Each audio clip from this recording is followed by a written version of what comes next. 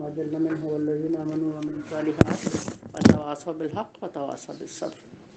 شو اللہ کے نام سے جو بڑا مہربان اور نہایت رحم کرنے والا ہے۔ اے پیغمبر صلی اللہ علیہ وسلم، مسلمانوں کے سامنے اس موقع کا ذکر کرو جب تم صبح سویرے اپنے گھر سے نکلے تھے اور احد کے میدان میں مسلمانوں کو جنگ کے لیے بجا معمور کر رہے تھے۔ اللہ ساری باتیں سنتا ہے اور وہ نہایت باخبر ہے۔ یاد کرو جب تم میں سے دو گروہ بزدلی دکھانے پر آمادہ ہو گئے تھے، حالانکہ اللہ کی مدد پر موجود تھا، اور مومنوں کو اللہ ہی پر بھروسہ رکھنا چاہیے۔ آخر اس سے پہلے جنگ بدر میں اللہ تمہاری مدد کر چکا تھا، حالانکہ اس وقت تک تم بہت کمزور تھے، لہٰذا تم کو چاہیے کہ اللہ کے ناشکری سے بچو۔ امید ہے کہ اب تم شکر گزار بنو گے۔ سبحان اللہ۔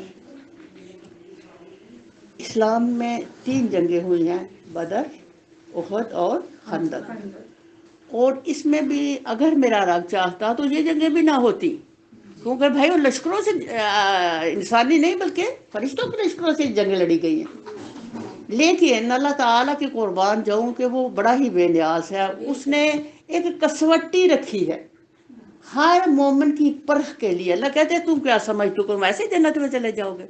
کہ نہیں، جنت میں جانے کے لیے ہمارے لیے اللہ تعالیٰ نے کچھ پابندیاں رکھی ہیں، کچھ قربانیوں کے جذبے دیکھنے، ٹیسٹ کرنے کے لیے، چیک کرنے کے لیے اللہ تعالیٰ نے دیکھا کہ یہ جو میرے دین میں لا الہ الا اللہ محمد رسول اللہ کہہ کے داخل ہوا ہے، یہ کتنا سچا ہے، کتنا پیور ہے، کتنی قربانیوں کے جذبے رکھتا ہے، کتنی محبت کی شدت رکھتا ہے۔ اللہ ہمیں کہتے ہیں والذین آمنوا اشد حبا للہ، ایمان والے تو اللہ کی محبت میں بڑے شدید ہوتے ہیں۔ کتنے شدید ہوتے ہیں؟ جیسے ابو بکر شدید تھے، جیسے عمر فاروق شدید تھے، جیسے عثمان غنی شدید تھے، وہ جن کی ہر چیز اللہ اور اس کے رسول صلی اللہ علیہ وسلم کے لیے تھی۔ تو یہ جو 3 ہوئے ہیں، اب دیکھو نا قرآن میں ان کا ذکر آ رہا ہے۔ کتاب اللہ کے اندر ذکر کا مطلب یہ ہے کہ یہ قیامت تک کے لیے ایک نصیحت ہے، ایک پیغام ہے، آپ کے لیے زندگی گزارنے کے لیے ایک حکمت پہ بھری یہ اللہ تعالیٰ کی باتیں ہیں جن سے تم یہ سمجھ سکو کہ ہم اپنی زندگی کو کیسے گزارے۔ قرآن کیا ہے؟ قرآن حکیم، حکمت سے بھرا ہوا قرآن جو ہمیں بتاتا ہے کہ زندگی کے فیصلے اور زندگی کے معاملات کو ہم نے کتاب اللہ کے مطابق کیسے۔ اب ہم کہیں گے بھئی ہمارا کیا تعلق بدر سے اور احد سے اور خندق سے؟ بھئی ہمارا ہی تو تعلق ہے سارا۔ کیوں؟ آج ہم میں ہر فرد جو لا الہ الا اللہ والا ہے اس کے کندھوں پر پیغمبرانہ فریضہ ہے، اور یہ نبی کے 3 ٹیسٹ تھے، مومنین کے 3 عظیم ٹیسٹ تھے جن میں بھیجا تو میرے رب نے فرشتوں کو، لیکن بظاہر کام کون کر رہا تھا؟ صحابہ کام کر رہے تھے۔ بدر میں تھوڑے سے صحابہ ہیں، کچھ پاس سامان بھی نہیں ہے، اور اپنے شہر سے پردیس میں ہیں، اور حالات یہ ہے کہ دوسری طرف بڑی دنیا نظر آ رہی ہے۔ اب کیا ٹیسٹ ہے؟ ایمان کا ٹیسٹ۔ حقیقتاً تینوں ہی جو جنگیں ہیں ان کے اندر مسلمانوں کے ایمان کا ٹیسٹ تھا، اور یہ قیامت تک ہمارے ایمان کا ٹیسٹ۔ اللہ یہ بتانا چاہتے ہیں کہ بھئی میری قوت وہ قوت ہے، اگر بندہ کچھ بھی نہ کرے تو وہ کر دیتا ہے۔ کائنات کو کن بنانے والا، اس کو ہماری کوئی طاقتوں کی ضرورت نہیں ہے، اصلاً ہماری محبت کی ضرورت ہے۔ اللہ کو میری محبت چاہیے کہ میں اللہ کے لیے کتنی قربانی دے سکتی ہوں۔ اب دیکھو ہتھیار، اللہ تعالیٰ نے قرآن عظیم کے اندر انتہائی خوبصورت طریقے سے ہمیں سبق دیا کہ نبی کریم صلی اللہ علیہ وسلم سب سے زیادہ تذکرہ موسیٰ علیہ السلام کا، اس لیے موسیٰ علیہ السلام اور نبی صلی اللہ علیہ وسلم کی زندگی ہم رنگ ہے۔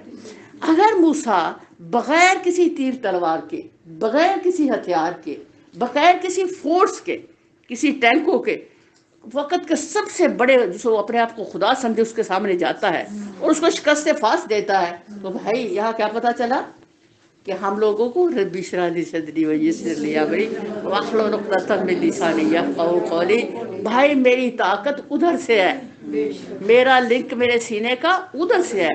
اگر ادھر مضبوطی ہے تو کسی تلوار کی ضرورت نہیں، اگر ادھر قربانیوں کے جذبے بھرپور ہیں تو میرے لیے کچھ بھی آگے مشکل نہیں ہوگا۔ حقیقتاً اللہ کا عظیم پیغام یہ ہے کہ یہ دیکھو پہلے دن سے جب سے اسلام آیا اللہ تعالیٰ کے ٹیسٹ شروع ہو گئے۔ پہلے جو ٹیسٹ تھے وہ کیا تھے؟ تبلیغ کے ذریعے ٹیسٹ آئے۔ نبی صلی اللہ علیہ وسلم نے کتنے سال ٹیسٹ دیا مدینہ میں؟ مکہ میں کتنے دیر رہے نبی صلی اللہ علیہ 13 سال وسلم؟ مکہ میں کتنے دیر رہے نبی صلی اللہ علیہ وسلم؟ نہیں، نبوت کے بعد نبوت کے بعد کی بات ہے، لڑائی نبوت تبلیغ کب شروع ہوئی؟ 13 سال اور 10 سال 23 سال کی نبوت۔ ہاں 40 سال کی تو عمر میں تبلیغ آئی۔ ہم بات کر رہے ہیں کہ نبی صلی اللہ علیہ وسلم نے تو تبلیغ کی جو مدینے کے اندر کوئی تیر تلوار کا حکم ہی نہیں تھا، جہاد ہی نہیں تھا، وہ کیا تھا؟ دعوت، ادعو الی سبیل ربک حکمہ والموعظہ۔ اللہ نے کہا لوگوں کو میری طرف بلاؤ حکمت کے ساتھ اور واعظ کے ساتھ، اور ساتھ ہی یہ بتایا کہ یہ دیکھو جب میں نے موسیٰ کو کہا تھا جا فرعون کے پاس، وہ باغی ہو گیا ہے، تو اس کے ساتھ جا کے نرمی سے بات کرنا، یہ کس کو پیغام تھا؟ نبی صلی اللہ علیہ وسلم کو اور صحابہ کو۔ آج ہمارے لیے کہ ہم کسی سے بھی اللہ کی بات کریں تو ہمیں نرمی سے بات کرنی ہے اور حکمت کے ساتھ بات کرنی ہے، اور ہمارے طریقے میں واعظ ہونا چاہیے کہ تمہاری دل نشیں بات اگلے کے دل میں اترے۔ اس طرح سے رب کی بات کرو، اگلا سننا پسند کرو۔ ایسے ہی نہیں ہم بات کریں کہ جیسے کسی سے لڑ رہا ہے کوئی، وہ آگے کہ یہ کہڑے خدا دی گل کر دیو، کہڑے رسول دی گل کر رہے ہو، تو ہم اس طرح سے بات کریں الحمدللہ کہ واقعتاً پتہ چلے کہ بھائی یہ کائنات میں سچا اور سچا دین ہے جو اخلاق سے بھرپور ہے، جو اخلاص سے بھرپور ہے، جو اصلاً مقصد زندگی ہے، اور یقیناً اتنے خوبصورت دین کا رزلٹ بھی بہترین ہی ہو سکتا ہے۔ سبحان اللہ۔ آپ دیکھو نبی صلی اللہ علیہ وسلم جب مکہ شریف میں جاتے ہیں، مدینہ شریف میں جاتے ہیں، تو حکم ہوتا ہے جہاد کا، تو یہ پہلی جنگ ہوئی۔ پہلے سارے کہتے تھے کہ کدی لڑائی کا حکم ہوا پھر اسی اپنے آپ جوہر دکھائیے، تو اللہ تعالیٰ نے حقیقتاً یہ جنگیں اس لیے کی کہ اپنے بندوں کو اللہ پیور کرنا چاہتا تھا۔ جو منافق تھے بھیج، جو گلابی لوگ تھے، ادھے تتر بٹھیر تھے، اللہ ان کو کلیئر کرنا چاہتا تھا۔ حقیقتاً اللہ تعالیٰ نے ان 3 جنگوں کے اندر، ایک تو جو ایمان والے تھے ان کے ایمانوں کا ٹیسٹ لیا، اللہ نے دیکھا کہ ایمان والوں کے جب خوف کو دیکھتے ہیں، بھئی خوف تو دیکھ کے بدن ڈرتا ہے، لیکن ایمان والے کے لیے اللہ نے کہا ان کے ایمان اور بڑھ گئے، اللہ نے اپنے وعدوں کو سچا کر دکھایا ہے۔ تو جو منافق تھا وہ نے کہا لے پئی ہوں تے بھجن دا ٹائم ہے، اپنا آپ بچاؤ، وہاں نہ مارو۔ تو اس طرح سے یہ جو جنگیں تھیں، اللہ تعالیٰ نے حقیقتاً صحابہ کو پیور کرنا، ان کے ایمان کا چیک اور ٹیسٹ، جیسے 5 انگلیاں برابر نہیں ہیں اسی طرح کبھی بھی مسلمان ایک جیسے برابر نہیں ہوتے۔ اللہ تعالیٰ نے خلفائے راشد کو لکھا تو وہ علیحدہ ہی لکھ دیے، ان کی خوشخبریاں ہی اللہ نے دے دی۔ کہاں خوشخبریاں دی؟ پہلی کتابوں میں، جیسے نبی صلی اللہ علیہ وسلم کی خوشخبریاں تھیں، ایسے ہی ہمارے 4 خلفائے راشد کی بھی خبریں پہلی کتابوں میں موجود۔ تو پہلے والے جو عیسائی لوگ تھے وہ جانتے تھے کہ نبی صلی اللہ علیہ وسلم کے بعد ان کے 4 خلفاء آنے والے ہیں، اور وہ ان کی تشبیہوں تک کو جانتے تھے، ان کے رزلٹ تک کو کل کس سے شہید ہونا، کس سے کیا ہوگا۔ اب یہ دیکھو شہادت کی بات بھی اچھی آ گئی، سبحان اللہ۔ اللہ کہتے ہیں انہیں مردہ مت کہو، یہ زندہ ہیں، یہ ہمارے ہاں رزق پاتے ہیں۔ یعنی اس کا مطلب یہ ہو کہ جو شہادت ہے بذات خود وہ ایک اعزاز ہے، یہ نہیں ہے کہ ہم امام حسین کو لے کے پٹنا شروع کر دیں۔ بھئی ایک عزت دی اللہ نے، بادشاہ بنانا ہے آپ کو جنت کا، تو پھر کوئی بڑا درجہ دے کے بنانا، نہ بہانا ہے، اللہ بناتے ہیں نا کہ بھائی اس نے یہ کام کیا ہے، یہ مجاہد ہے، اس کا یہ درجہ، اس نے جان قربان کی ہے، اس کا یہ درجہ ہے۔ تو یہ اب اللہ تعالیٰ نے تقریباً سب کو شہادتیں دی، جیسے کہ حضرت ابوبکر صدیق، ان کو بھی شہادت ملی۔ کیسے؟ ان کو جو غار میں سانپ نے ڈسا تھا، سانپ کے ڈسنے سے جو موت آتی ہے وہ شہادت اسلام میں لیتی ہے، ان کو اس طرح شہادت دی۔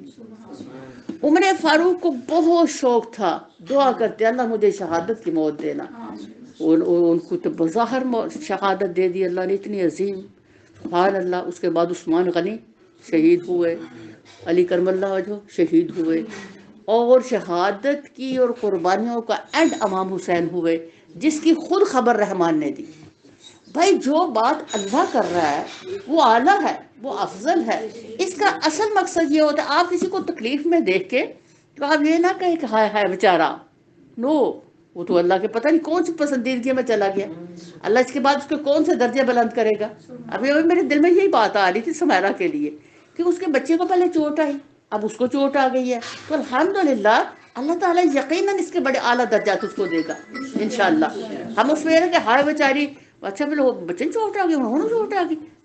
جو اللہ کی چوٹیں ہیں اللہ کے بندوں کو، عام بندے کی بات نہیں ہے، جو اللہ کے بندوں کو اللہ کی چوٹیں آتی ہیں وہ حقیقتاً درجات کی بلندی کے لیے آتی ہیں، اور اس کے بعد اللہ کیا کچھ اور کیسے کیسے دیتا ہے پھر اب وہ بندہ روحانی طور پر ہی جانتا ہے کہ کیا کیا کچھ ملتا ہے الحمدللہ۔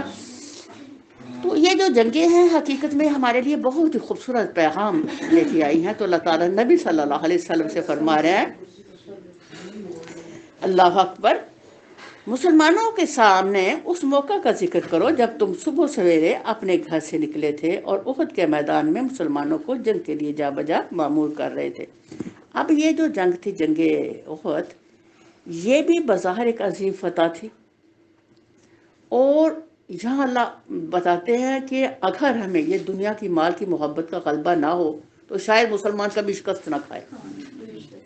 چند بندوں کے اور خدا و رسول کی نافرمانی سب سے بڑی شکست ہے زندگی کی، یہ پیغام ہے۔ اگر وہ چند بندے، 50 بندے جو نبی صلی اللہ علیہ وسلم نے درے میں کھڑے کیے تھے، وہ اس ذہن سے کھڑے رہتے کہ بھائی اللہ اور اس کے رسول نے یہاں مجھے کھڑا کیا ہے، مجھے یہاں جینا اور مرنا ہے، یہ ہمارے لیے پیغام ہے کہ جہاں ہمارا رب، ہمارا رسول ہمیں کہہ دے یہاں کھڑے ہو جاؤ، تو ہم مسلط کیشیوں سے یہ نہ کہنے شروع کر دیں۔ اب یہ دیکھو ہمارے لیے کیا پیغام ہے، ہم یہ اپنے آج کے ماحول کے اندر جو کچھ دیکھتے ہیں کرتے ہیں وہ اچھا ہوں مجبوری ہے، مجبوریاں نے دنیا پھر کی کرے، ہوں پھر گھر چ رہنا نہیں، وہ نہیں تو وہ نہیں۔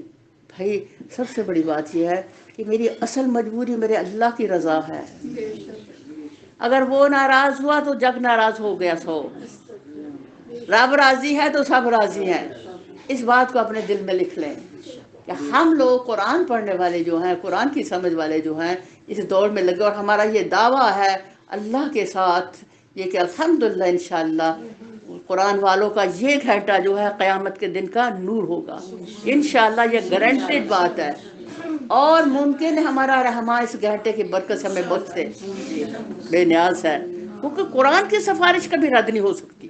یہ قرآن ہی تو ہے، جب میں قبر میں جاؤں گی تو سورہ ملک ہی تو ہے جس کو میں اتنی باقاعدہ پڑھتی ہوں، سورہ سجدہ ہے جو دوڑ کے آئیں گی، کوئی بھی آپ میں سے نہیں آئے گا، کوئی اہل و عیال میں سے نہیں آئے گا، سب تو مجھے جوڑ آئیں گے، پھینک آئیں گے وہاں۔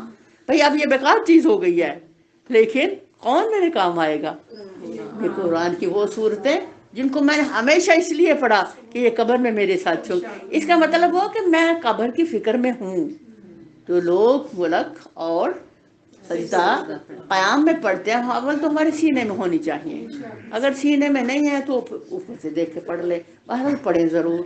اور حدیث کے الفاظ ہیں، اور یہ مجھے قیام میں پڑھتا تھا۔ اللہ کیا کہتے ہیں کہ جب یہ صورت حساب نہیں لینے دے گی تو فرشتے کہیں گے اللہ یہ حساب نہیں لینے دے رہی، تو اس وقت صورت کہے گی اللہ کو کہ اللہ یہ بندہ مجھے قیام میں پڑھتا رہا ہے، میں اس کا حساب نہیں لینے دوں گی، اگر میری آپ سفارش نہیں مانتے آپ مجھے قرآن سے نکال دے، تو اللہ کہے گی یہ تو میرا قانون ہی نہیں ہے، جسے قرآن میں انٹر کر دی اس کو نکالوں۔ بہرحال اس کی سفارش قبول کی جائے، بندے کا حساب نہ لیا جائے۔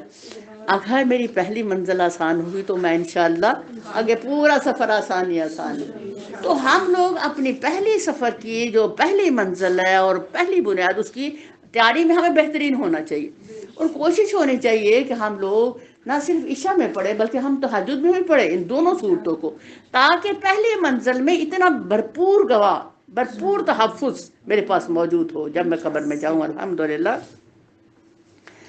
تو اللہ اکبر کبیرہ، اللہ تعالیٰ یہاں یہ بتانا چاہ رہے ہیں ہمیں کہ اب حالانکہ یہ جو بات کی جا رہی ہے سبحان اللہ، اس کو آلریڈی سب جانتے تھے، جنگ ہو چکی اس کے بعد کی یہ آیات آ رہی ہیں، تو سبحان اللہ، اللہ تعالیٰ بتانا یہ چاہ رہے ہیں کہ یہ دیکھو جو کچھ بھی تم دنیا میں کرتے ہو اوپر خدا دیکھ رہا ہے۔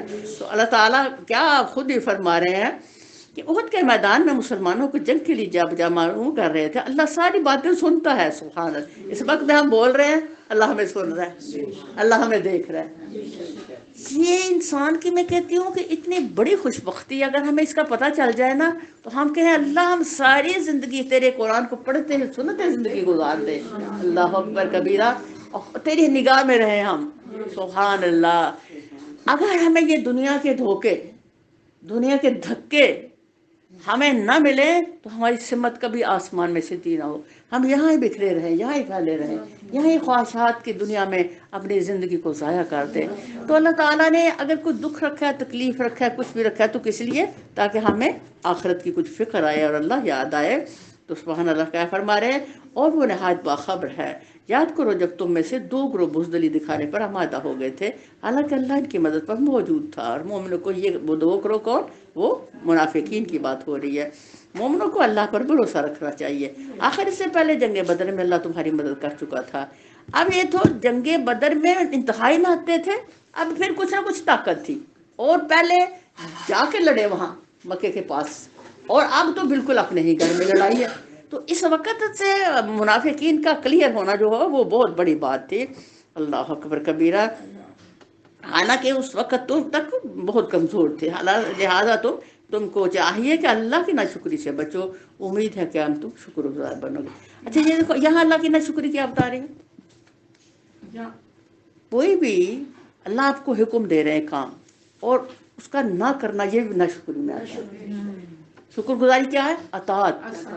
شکر گزاری یہی نہیں ہے کہ میں ہر وقت الحمدللہ الحمدللہ الحمدللہ، وہ تو ہونا چاہیے، وہ تو ہونا چاہیے، میری زبان پر ہر وقت کیا ہو؟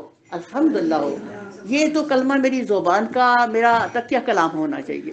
لیکن اس کے باوجود عمل کی قوت میں بھی تو شکر گزاری شو کرو، اطاعت ہونی چاہیے۔ یہ اطاعت کی جو کمی تھی اس نے خرابی کی۔ اے نبی صلی اللہ علیہ وسلم یاد کرو جب تم مومنوں سے کہہ رہے تھے کہ کیا تمہارے یہ بات کافی نہیں کہ اللہ 3000 فرشتے اتار کر تمہاری مدد کرے؟ یہ دیکھو جب بھی اس طرح سے حالات اس وقت بنتے ہیں تو اللہ تعالیٰ نے فوراً خوشخبری سنائی، کس لیے؟ کہ مومنوں کے دلوں کو ڈھارس بنے کہ بھئی ہم کم نہیں ہیں، ہم تنہا نہیں ہیں، ہمارے ساتھ اللہ ہے اور اللہ کے فرشتے ہیں۔ اللہ کے فرشتوں کا معجزہ سارے ہی لوگ جو تھے بدر میں دیکھ چکے تھے، بلکہ باقاعدہ فرشتوں کو دیکھ چکے تھے، فرشتوں کو گھوڑوں پہ بیٹھے ہوئے ہنہناتے ہوئے آسمان سے اترتے گھوڑے، اور ہر فرشتہ جو تھا اس کی کسی پگڑی کالے رنگ کی، کسی کی وائٹ سفید تھی، کسی کی برون تھی، یعنی پگڑیوں کی بھی رنگتیں فرق تھی۔ تو وہ جب گھوڑے ہنہنا رہے تھے تو اتنا وحشتناک فضا میں منظر تھا جو اللہ نے کفر پہ ایک طاری خوف کیا، ان کی دہشت طاری کر دی۔ تو یہ اللہ کے قربان جائیں کہ سبحان اللہ۔ تو اللہ تعالیٰ اس بات کو دہرا کے تو ان کو تسلی دے رہے ہیں، بے شک اگر تم صبر کرو اور خدا سے ڈرتے ہوئے کام کرو تو جس آن دشمن تمہارے اوپر چڑھ آئیں گے اسی آن تمہارا رب 3000 نہیں 5000 صاحب نشان فرشتوں سے تمہاری مدد کرے گا۔ یہ بات اللہ نے تمہیں اس لیے بتا دیا کہ تم خوش ہو جاؤ اور تمہارے دل مطمئن ہو جائیں۔ فتح نصرت جو کچھ بھی ہے اللہ کی طرف سے ہے جو بڑی قوت والا اور دنا و بینا ہے۔ اب یہ دیکھو جو فتح نصرت ہے ہمیشہ ہی کس کی طرف سے ہوتی ہے؟ اللہ ہی کی طرف سے ہوتی ہے۔ کبھی بھی کوئی بندہ، اچھا چلو وہ تو جنگ کی بات ہے، ابھی ہم یہاں بات کر لیں کہ یہ جو آپ گھر سے چلے ہو اور یہاں تک آئے ہو یہ آپ کا کمال ہے؟ کس کا کمال ہے؟ اس کا کمال ہے جس نے آپ کو پسند کیا، اس کا کمال ہے جس نے آپ کے قدموں کو توفیق دی، جس کے آپ کے قدموں کو قبول فرمایا، اور آپ اپنے گھر بار ہر چیز چھوڑ کر کے، تو یہ آپ کی ہجرت ہوئی۔ کوئی بھی چیز چھوڑ کے کسی منزل پر جانا کیا کہلاتا ہے؟ ہجرت کہلاتا ہے۔ آپ نے ہجرت کی، جہاد کیا اللہ کے راستے میں، اور اس وقت آپ جہاد کی حالت میں ہیں۔ خواتین کا دین سیکھنا جہاد ہے الحمدللہ۔ تو اللہ تعالیٰ نے اتنا بڑا جو درجہ دیا ہے اس پر ہمیں اس کا شکر گزاری، نہ کہ یہ میں کہوں کہ میرا بھی کوئی حصہ وچا ہے، میں بھئی آیا چڑھ کے، میں کام چھڑ کے آیا، میں آ کر کے آیا، میں کبھی بھی کسی نیکی کے اندر میں کو نہ لائے، کیونکہ میں نیکی کو تباہ کر دیتی ہے۔ ساری کی ساری نیکیاں، ساری کی ساری بھلائیاں، ساری کی ساری رحمت و برکت میرے رب کی طرف سے، ساری کوتاہیاں، ساری غلطیاں، ساری کمزوریاں میری سے۔ اللہ میں کمزور ہوں، میں گناہ گار ہوں، اگر تو نہ چاہتا تو میں کبھی بھی تیرے اتنے عظیم کلام کو، کتنا عظیم یہ کلام ہے، کہاں سے آیا ہے؟ یہ عرش سے، لوح محفوظ سے۔ ایک کائنات کا سب سے بڑا معجزہ کہ اللہ نے اس عظیم کلام کو ہمارے نبی صلی اللہ علیہ وسلم کو سنوایا۔ قرآن ہم پڑھتے بھی ہیں لیکن سننا افضل ہے، پڑھنا سے پڑھنا نمبر 2 ہے۔ کیوں افضل ہوا؟ کیونکہ نبی صلی اللہ علیہ وسلم کو سنوایا گیا۔ اور عظیم معجزہ قربان جاؤں، منو ان زیر و زبر کے ساتھ سینے میں اس کا محفوظ ہونا، یہ کائنات کا اس سے بڑا معجزہ ہے۔ اور نبی کریم صلی اللہ علیہ وسلم مدینہ شریف جاتے ہیں تو سورہ بقرہ اترتی ہے، اور وصال سے چند دن پہلے تک اس سورت کی آیتیں آئی ہیں۔ اب کبھی کوئی آیت آئی، کبھی کوئی آیت آئی، کبھی کوئی اترتی رہی، لیکن میرے رب نے لوح محفوظ کی ترتیب سورہ بقرہ کی نبی صلی اللہ علیہ وسلم کے قلب اطہر پہ کر عطا فرمائی، کائنات کا اس سے بھی عظیم معجزہ۔ کبھی کبھی اترنے والے آپ مجھے کوئی بات سنائیں، آج ایک آپ مجھے 5 سال بعد سنائیں تو میں اس کو ترتیب نہیں دے سکتی، شاید یاد تو رہے کیونکہ اس کو بڑا رٹا ہے۔ تو جو ترتیب لوح محفوظ والی ہے وہ قلب اطہر پہ میرے رب نے لوح محفوظ کے مطابق حضور کے سینہ اقدس میں دی، اور کبھی کبھار سننے والی آیات کو میرے نبی نے زبان سے منو ان لوح محفوظ کے مطابق قرآن میں لکھوائیں۔ اس سے بڑا کائنات میں کوئی معجزہ ہو ہی نہیں سکتا۔ یہ ہے میرے رب کا ڈائریکٹ لنک کتاب اللہ کے ساتھ، کہ آپ اپنے رب کی باتیں کر رہے ہیں، آپ کوئی چھوٹا سا کام نہیں کر رہے۔ آپ کی اور میری باتیں 1000 بیکار بھی ہو سکتی ہیں، اچھی بھی ہو سکتی ہیں، لیکن یہ وہ باتیں ہیں جو اللہ اکبر کبیرہ، جس کو پانی دھو نہیں سکتا۔ وہ کسی بادشاہ نے کہا نا کہ مجھے قرآن تو بہت ناگوار ہے، ناپسند ہے، کوئی قرآن کا صحیفہ دنیا میں نہ چھوڑو، ختم کر دو، لائبریریاں ڈھونڈ ڈھونڈ کے، گھروں سے ڈھونڈ ڈھونڈ کے، جب ایک کو اگر کسی نے رکھا تو اس کو سزا ہوگی۔ آخر ایک وقت کے بعد اس کو کان میں قرآن کی آواز پڑی، کہتے ہیں اس کو تو میں دنیا سے ختم کروا چکا ہوں۔ تو کسی بندے نے کہا بھائی بادشاہ صاحب تسی اینو ختم کدی بھی نہیں کر سکتے، یہ تو لوگوں کے سینوں میں محفوظ ہے۔ یہ وہ کلام ہے، یہ خوش بختی ہے ہماری کہ ہمارے ہاتھوں میں اتنا عظیم کلام رب نے دیا، ہمیں پڑھنے کی توفیق دی، ہمیں سمجھ کی توفیق دی۔ اللہ تعالی ہمیں اس کا عمل بھی بنا دے، اور ہمیں اس کی گہرائی تک پہنچنے والا بھی بنا دے اللہ، اور ہمیں قبول بھی کر لے میرے اللہ، اور اس کی برکت سے ہماری خطاؤں سے درگزر بھی کر دے اللہ۔ اور تو کہتے ہے جو قرآن پڑھتا ہے میں اس کو اپنا تقرب دیتا ہوں، ہمیں اپنا تقرب بھی دے دے اللہ، اتنا قریب کر دے، اتنا ایسا وصل دے دے اللہ کہ ہمیں قرآن کی راحت ہمارے سینوں میں ٹھنڈک بن کے اتر جائے اللہ۔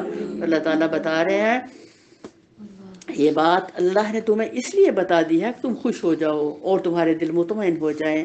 فتح و نصرت جو کچھ بھی ہے اللہ کی طرف سے ہے، جو بڑی قوت والا اور دانا و بینا ہے، اور یہ مدد وہ تمہیں اس لیے دے گا تاکہ کفر کی راہ چلنے والوں کا ایک بازو کاٹ دے، یا ان کی کوئی ایسی ذلیل شکست دے کہ وہ نامرادی کے ساتھ پسپا ہو جائے۔ اے پیغمبر صلی اللہ علیہ وسلم، فیصلہ کی اختیارات میں تمہارا کوئی حصہ نہیں، اللہ کو اختیار ہے، چاہے انہیں معاف کرے چاہے سزا دے، کیونکہ وہ ظالم ہے۔ اب یہ دیکھو کتنا عظیم پیغام ہے اللہ کی توحید کا۔ ہم لوگ تو نبی صلی اللہ علیہ وسلم کو ساتھ اللہ کے ملا رہے ہیں، اور یہ کہہ دیتے ہیں کہ اللہ دا پکڑے چھڑا لے محمد، محمد دا پکڑا چھڑا کوئی نہیں سکتا۔ اللہ بھی کہہ رہے ہیں کہ میرے فیصلے تہاڈا دخل ہی کوئی نہیں۔ جب نبی صلی اللہ علیہ وسلم بڑے ترلے لے رہے تھے کہ میرا چاچا کسی طرح مسلمان ہو جائے، تو رسول صلی اللہ علیہ وسلم کی ہدایتیں ساری میرے کول ہیں۔ محمد صلی اللہ علیہ وسلم آپ جس کو چاہے ہدایت نہیں دے سکتے، محمد صلی اللہ علیہ وسلم ہی نہیں بلکہ پہلے پیغمبر نوح دے سکے تھے اپنی بیوی اور بیٹے کو، لوط دے سکے تھے اپنی بیوی کو، نہیں دے سکتا۔ یہ رب کی ہدایت، رب کا تحفہ، اس صرف اپنے ہاتھ پہ رکھا ہے۔ پیغمبروں کا کام ہے پہنچانا، اب یہ اس میں ہمارے لیے پیغام ہے۔ آپ محنت کر رہے ہیں گھر کے اندر، آپ ادھر ادھر بھی محنت کر رہے ہیں، جس کو بھی اللہ تھوڑی سمجھ دے دیتا ہے اس کے اندر ایک بے چینی پیدا ہو جاتی ہے، وہ کہتے ہیں اللہ مجھے صحیح سمجھ آپ نے جو دی ہے اللہ کہ اس کو بھی سمجھ آ جائے، اس کو بھی آ جائے، اس کو بھی یا اللہ تعالیٰ کوئی بھی آگ میں نہ جائے، یا اللہ سارے سجدوں کی لذت لے لے، سارے قرآن کے نور سے محفوظ ہو جائے، تو اس کی بے چینیاں جو ہے وہ اس کو پھر ٹکنے نہیں دیتی، پھر وہ ہر کسی کو کہتا پھرتا بے شک اتلے اس پر شدائی سمجھن لو جو آج تینوں آگئی سمجھ تو ساڈے پیچھے چڑھیا رہنا۔ آپ نے اپنے فرض کو ادا کیا، آپ نے کہنا ہی کہنا ہے، کہنا ہی کہنا ہے، لیکن حکمت سے کہنا ہے۔ یہ نہیں کہ تسی ادھر کرے نو نہیں کہنا، ادھر منہ کرے والے نو نہیں کہنا، یہ قرآن کے ادب کے خلاف ہے، اس کی عزت کے خلاف ہے، یہ ایک عزت والا کلام ہے، یہ طلبگاروں کے لیے، یہ طلبگاروں کو دینا، یہ ہمیں تبلیغ جو کرنا ہے اس کے اندر بھی ہمیں حکمت کا تقاضا ملحوظ رکھنا ہے۔ تو اللہ تعالیٰ یہاں جو ہمیں بتا رہے ہیں اور ہماری تربیت فرما رہے ہیں، اے پیغمبر صلی اللہ علیہ وسلم، فیصلے کے اختیارات میں تمہارا کوئی حصہ نہیں، یہ ایک توحید کا پیغام ہے کہ اللہ ہے کلی فیصلوں والا اور جو چاہے کا گزرنے والا، اور زمین اور آسمانوں میں جو کچھ ہے اس کا مالک اللہ ہے، جس کو چاہے بخش دے اور جس کو چاہے عذاب دے، وہ معاف کرنے والا اور رحیم ہے۔ اللہ اکبر۔ میرا اللہ تعالیٰ ہر چیز کے اندر حقیقتاً ہمیں پیغام یہ دینا چاہ رہے ہیں، جنگوں کے تذکرے کر کے یا عام حالات کے تذکرے کر کے، ایک جو مسلمان ہے اس کی زندگی جو ہے وہ کھلی طور پر اللہ کی تابع داری میں ہونی چاہیے۔ آپ اگر گھر میں ہیں خواتین کے حوالے سے تو آپ کا جہاد گھر کے اندر ہے، آپ جہاں بھی کہیں ہیں آپ اپنے سجدوں سے اور اپنے عمل کی قوت سے، اپنی نیکی سے اپنے آپ کو بہترین رکھے۔ یہ نہیں ہو سکتا کہ کوئی شبو کی شیشی یہاں پڑی ہو اور اس کی خوشبو کسی کو نہ آئے، یہ نہیں ہو سکتا۔ یہ نہیں ہو سکتا کہ آپ سجدہ ریزیاں کرنے والے ہوں گھر کے اندر اور آپ کے اندر گھر کے اندر سے نور سلب ہو جائے، یہ نہیں ہو نہیں سکتا۔ تیرے سجدے کا نور، تیرے سجدہ کا عرش تک آواز میں جانا، وہ اوپر سے اترتا ہے حضور، وہ کسی طرح بھی اترے۔ اس لیے ہم لوگوں کو گھر کے ماحول پر جو کڑنا اور سڑنا اور جو ہمارے دل کی قلق ہے وہ تو ہونی ہی چاہیے، کیونکہ جب بھی کوئی صحیح طریقے سے نہیں گھر میں چلتا تو بندہ دکھی ہوتا ہے، اولاد سے دکھی ہوتے ہیں اور بھی سب سے دکھی ہوتے ہیں جو بھی صحیح بات نہیں سنتا۔ تو اس پر ہم لوگوں کو کیا کرنا ہے؟ ایک تو پہلے نمبر پر بات کہ ہم لوگوں کو اللہ تعالیٰ سے دعائیں کرنی ہیں، ربی جعلنی مقیم الصلاۃ ومن ذریتی۔ اگر میری اور میری اولاد کی نماز اچھی ہو گئی تو انشاءاللہ ان الصلاۃ تنہی عن الفحشاء والمنکر، جس کی نماز اچھی ہو جائے گی اس کو گناہ اور برائی سے نفرت دینا اللہ کا کام ہے بھائی۔ اور اگر میں نے آپ کو بتایا تھا، شاید یاد رہا کہ نہیں، آگے کیا ہے؟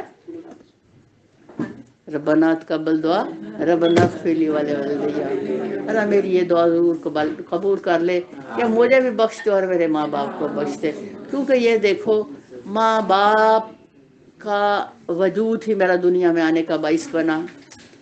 انہوں نے ہی مجھے کلمہ سکھایا تو میں مسلمان ہوں، انہوں نے مجھے توحید کی سبق دیا تو مجھے سمجھ آئی، انہوں نے مجھے نماز سکھائی، انہوں نے مجھے قرآن سکھایا۔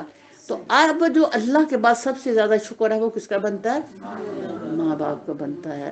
اللہ نے اس کو دعا کو ہماری نماز کا لازم حصہ کر دیا کہ تم اپنے ماں باپ کے لیے تم بہترین صدقہ جاریہ بنو اور اب تعالیٰ سے اپنی اور ماں باپ کی بخشش کی دعا مانگتے رہو۔ یہاں ماں باپ کے درجے کا پتہ چلتا ہے کہ کتنے درجات ہیں ہمارے ماں باپ کے اور کتنے اہم فرائض ہیں ہماری اولاد کے ہم پر۔